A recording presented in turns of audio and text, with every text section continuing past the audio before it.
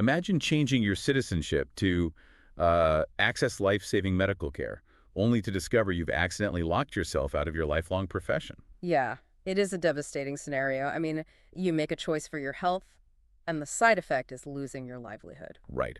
Well, welcome to today's deep dive. We are looking at the strange true story of Benjamin Dacanay, which is Philippine Supreme Court case BM number 1678. And today we're using a framework called the ALAC method, right? So working through the answer, legal basis, application, and conclusion. Exactly.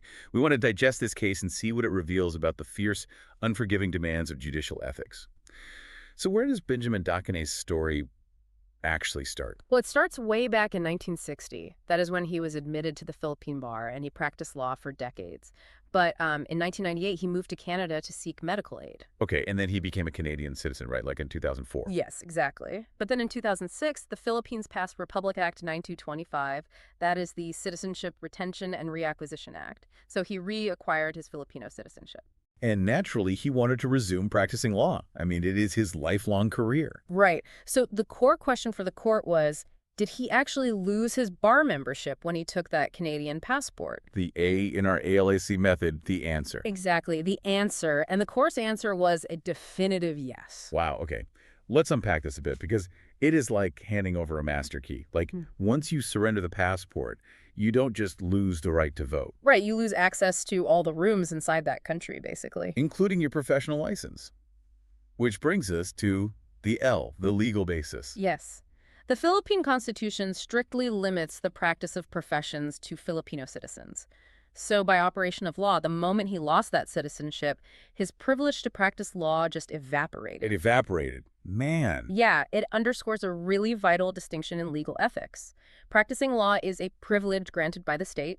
It is denied to foreigners, and it is entirely conditional on your status as a citizen. So it is never just a guaranteed right. No, never. But here is the twist, and this is where we get into the application part of ALAC.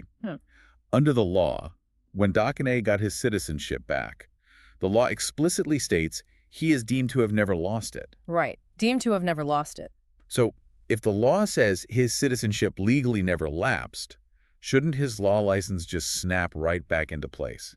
I mean, isn't that a glaring contradiction by the court? Well, it looks like a contradiction on paper, definitely. But that is until you view it through the lens of judicial ethics. Okay, how so? The court treats citizenship as a baseline requirement, not, a free pass. The practice of law is heavily burdened with conditions designed to protect the public.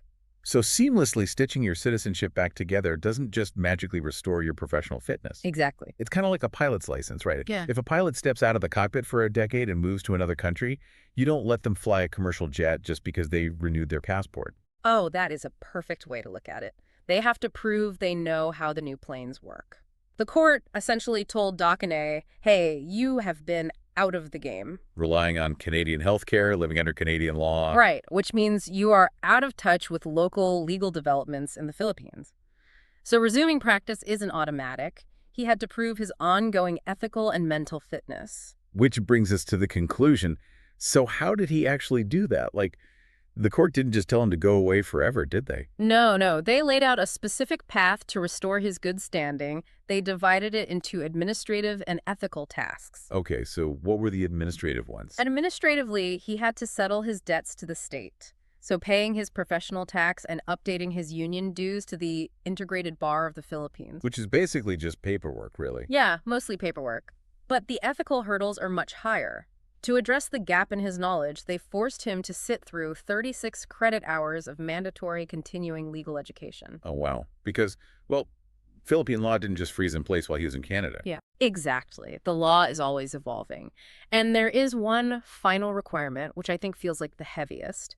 He had to retake the lawyer's oath. Wow. Retake the oath, like a complete ethical reset. Yes. Taking that oath again renews his pledge of allegiance to the Republic, and it serves as a stark reminder of his duties as an officer of the court. Right. It is the ultimate proof that he is ready to shoulder that privilege again. Yeah. So what does this all mean for you listening to this? Well, it shows that a professional license isn't a permanent trophy you put on a shelf. Yeah. It is a continuing, living, ethical obligation, and it is tied directly to your current competence and your allegiance.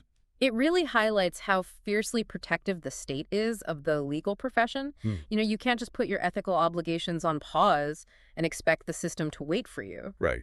Which leaves us with a really interesting question. If a lawyer's fitness to practice is so rigidly bound to a specific oath to one republic, how might this ethical framework adapt in the future? Or break even. Exactly. Or break in an increasingly globalized world where professionals frequently hold multiple passports.